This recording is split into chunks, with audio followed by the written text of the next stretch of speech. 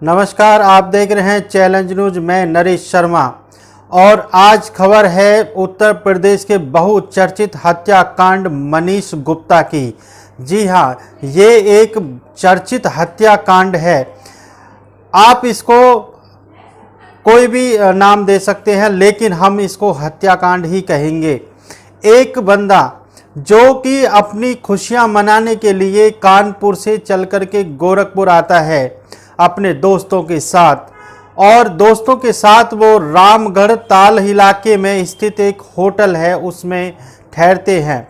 इस होटल में आधी रात को पुलिस को ना जाने क्या वहां पर देखना था, क्या पड़ताल करनी थी, पुलिस किस वजह से गई, कमरा नंबर 512 को खुलवाती है और वहां पर तीन दोस्त जो कि सोए हुए होते हैं उनको जगाते हैं और उनसे आईडी मांगते हैं। तीनों ने आईडी दिखाई और उसके बाद पुलिस ने वहां पर जो उनके पैसे रखे थे, 1 लाख से ज़्यादा उनके पास कैश था, उनकी सोने की चेन, घड़ी, अंगूठी, ये सब लूटने की उनकी नीयत खराब हुई और उसके बाद उन्होंने उनकी पिटाई करनी शुरू कर दी, जिसमें एक जो मनीष गुप्ता थे उनको इतनी ज़्यादा पुलिस ने पिटाई की कि उनकी वहाँ पर हत्या हो गई, उनको डेथ हो गई। और फिर होता है खेल शुरू। उसके बाद खेल क्या शुरू होता है, उसके बाद उनको ले जाया जाता है निजी अस्पताल में। जी हाँ, पुलिस निजी अस्पताल में क्यों लेकर गई जबकि वहाँ सरकारी अस्पताल भी मौजूद था? पहला सवाल, निजी अस्पताल में किस वजह से ले गए?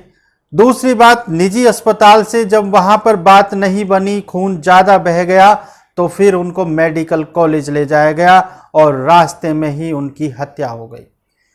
ये सवालों के घेरे में खाकी वर्दी आज से नहीं, सदियों से चली आ रही है। लेकिन कहते हैं कि जब रक्षक ही भक्षक बन जाए तो फिर किसकी बिसात कि वो किसी को बचा सके। इसमें गंभीर मामला है। इसमें योगी आदित्यनाथ ने सीधा इंटरफेयर किया है। अब देखते हैं कि पुलिस कैसे तिल का ताड़ बनाती है। नंबर 1, योगी आदित्यनाथ ने 6 पुलिस कर्मियों को सस्पेंड कर दिया और उन पर एफआईआर के आदेश दिए। अब देखिए कि 3 पर एफआईआर दर्ज होती है, 3 नामजद और 3 अज्ञात। ये कितना बड़ा मजाक है कि 6 पुलिसकर्मी जाते हैं और 3 अज्ञात। अज्ञात का मतलब क्या वो अफगानिस्तान से आए थे या सऊदी अरब से आए थे या डोनाल्ड ट्रंप, सॉरी अब तो बाइडेन है, क्या अमेरिका से आए थे? अज्ञात का मतलब क्या वो एलियन थे? पुलिस कर्मियों के पुलिस वालों को ही नाम नहीं पता होते, रिकॉर्ड नहीं होता कि हम कहां पर रेड करने जा रहे हैं, कोई रजिस्टर नहीं होता क्या? कौन थे वो अज्ञात?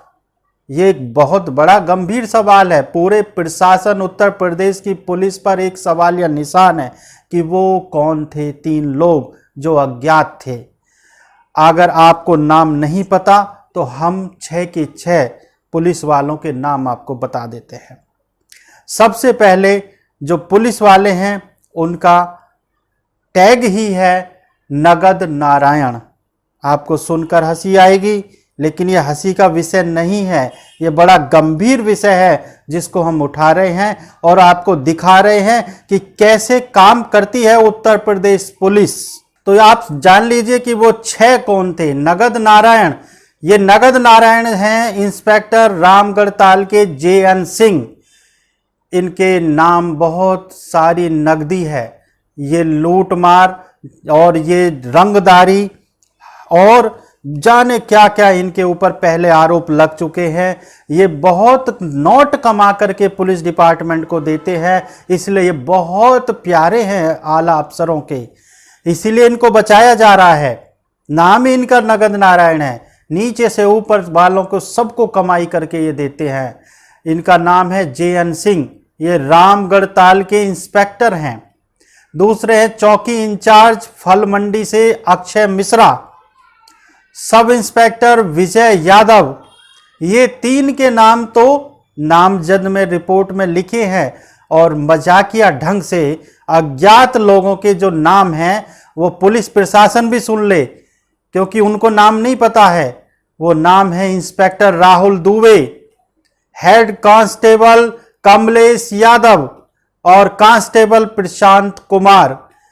ये 6 के 6 सस्पेक्टेड हत्यारे पुलिसकर्मी जो अभी तक भगोड़े हैं, जिनको उत्तर प्रदेश पुलिस अभी तक गिरफ्तार नहीं कर पाई है, वो भाईगिरी के कारण इन 6 के 6 पुलिस वालों को क्यों नहीं गिरफ्तार किया गया? सूबे की पुलिस, आप जवाब दीजिए जनता को। 22 करोड़ की जनता आपसे जवाब मांगती है और पूरे देश की 130 से 40 करोड़ जनता आपसे सवाल करती है कि आपने अपने भाईगिरी वाले इन 6 के 6 पुलिस वालों को क्यों नहीं गिरफ्तार किया। और अब हम आपको सुनवाते हैं ADG law and order Prashant Kumar ji का वो बयान, जिन्होंने तो इस केस की पूरी रूपरेखा ही बदल दी है। वहाँ एक कमरे में 3 व्यक्ति थे। 2 व्यक्तियों ने अपनी पहचान पत्र दिखाई। तीसरा व्यक्ति वहाँ से, उसके पास संभवतः कोई आइडेंटिटी प्रूफ नहीं था और उसने भागने का प्रयास किया और उस दौरान गिरने से उसे चोट आई, जिसे उपचार के लिए ले जाया गया अस्पताल, जहाँ पर आपने सुना एडीजी साहब ने क्या बोला और आप भी समझते हैं, आप भी खबरों पर लगातार नजर बनाए हुए हैं कि मामला क्या था। और एडीजी साहब कहते हैं कि उनके पास एक व्यक्ति के पास आईडी नहीं थी और वो आईडी नहीं थी तो वो भाग निकला और भागते भागते वो गिर गया और गिरकर उसकी मौत हो गई। क्या किस तरह का केस बनाया जाता है? ये उत्तर प्रदेश में जीते जागते 2021 में ये घटना हो रही है। ये कोई पुराने जमाने की फिल्म का कोई वो नहीं है सीन। एडीजी साहब होशो हवास में बयान दे रहे हैं आप, और मुख्यमंत्री साहब आपके बयान को सुन भी रहे हैं। खैर, वो मसला आप लोगों का है। आगे हम दिखाते हैं कि एसएसपी साहब के बयान क्या है, और वो तो बयान वही देंगे जो उनके आला अफसर उनको बुलवाएंगे। सेम बयान एसएसपी साहब के हैं। उन्होंने संदिग्ध व्यक्ति बताए कि कानपुर से 3 संदिग्ध व्यक्ति गोरखपुर में आकर के होटल में रुकते हैं। संदिग्ध कारोबारी भी संदिग्ध हो जाते हैं। इनको वो आईएसआईएस के और दुनिया भर हिजबुल के और वो आतंकवादी इनको संदिग्ध नहीं लगते, लेकिन इनको अपने ही देश के अपने ही व्यापारी संदिग्ध लगते हैं, जिन पर ये रेड मारने गए थे और उनकी हत्या कर देते हैं। खैर, इनके बयान सुनिए और आप फैसला कीजिए। के दौरान थाना रामगढ़ ताल की पुलिस एक होटल में गई। वहां पर एक कमरे में 3 युवक संदिग्ध अलग अलग शहरों से आए थे जो ठहरे थे। इस सूचना पर पुलिस ने होटल मैनेजर को साथ में लेकर कमरे की चेकिंग करने गई, जहां पर हड़बड़ाहट में एक युवक की कमरे में गिरने से चोट लग गई। दुर्घटनावश हुई इस घटना से पुलिस ने तत्काल होटल मैनेजर को साथ लेकर युवक को अस्पताल में भर्ती करवाया, जहां पर उसका इलाज हुआ। बीआरडी में दौरान इलाज उस युवक की मृत्यु हो गई। पुलिस ने तत्काल परिजनों को सूचित किया है। शव को मोर्चरी में रखवाया गया है। आगे डॉक्टरों के पैनल से पोस्टमार्टम करवाकर इसमें नियमानुसार कार्रवाई की जाएगी। फिलहाल ये युवक किस पर्पज से, किस कार्य से यहाँ आए थे, इसकी जांच की जा रही है और किसके साथ ये यहाँ रहे थे, कितने दिन रहे थे, इस संबंध में जानकारी कर आगे कार्रवाई। इस सबको सुनने के बाद आपके डीएम साहब और अन्य भी जो धमका रहे हैं जाकर के मनीष जी की पत्नी को और उनके बच्चों को धमका रहे हैं, उन बयानों को भी आप सुन सकते हैं और आपने देखे भी होंगे। लेकिन हमारा सीधा सवाल, चैलेंज न्यूज का सीधा सवाल है कि वो 1 लाख रुपए कहाँ गए, वो सोने की चैन कहाँ गई, वो मोबाइल कहाँ गया, वो अंगूठी कहाँ गई जो मनीष के पास थी? क्या वो तुम्हारे गुंडे लूट के ले गए जो फरार हैं? क्यों नहीं उनका एनकाउंटर करते हो? क्या दूसरे गुंडों का ही एनकाउंटर, क्या पुलिस में गुंडे नहीं है? इन पुलिस वाले गुंडों का भी एनकाउंटर होना चाहिए, जनता की ये मांग है। दूसरा सवाल, वो खूनी तौलिया कहां है जो बेड के नीचे से मिला था? उसमें सारे राज छिपे हुए हैं। तीसरा सवाल, बहुत जल्दी कर दी आपने धुला खून को साफ करने में। होटल मैनेजमेंट को आपने कैसा धमकाया, या वो शामिल है आपके साथ? सूचना किसने दी? क्या होटल वाले ने सूचना दी कि इन लोगों के पास पैसा है? किसने मुखबरी की और किसने वहां से सबूत मिटाए, ये तीसरा सवाल। चौथा सवाल, एडीजी साहब और एसएसपी साहब और डीएम साहब ये जो बयान बदल रहे हैं, ये क्यों बदल रहे हैं, कब तक बचाएंगे? क्योंकि जनता, इस देश में जनता का राज है। आप लोग जनता के सेवक हो और इस तरह के आप काम करेंगे तो जनता का जब विश्वास उठ जाता है ना किसी चीज पर, तो फिर एक बदलाव आता है।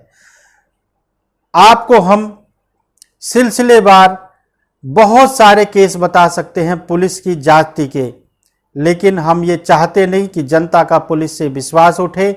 इसमें बहुत सारे अच्छे पुलिस वालों को भी दर्द होता है, दुख होता है, ईमानदार पुलिस भी है। और हम तो कहेंगे कि पुलिस अपनी काम को ईमानदारी से करे, जनता उनका सम्मान करती है और जनता का ये सम्मान बरकरार रखना उनका कर्तव्य है और उनका फर्ज है।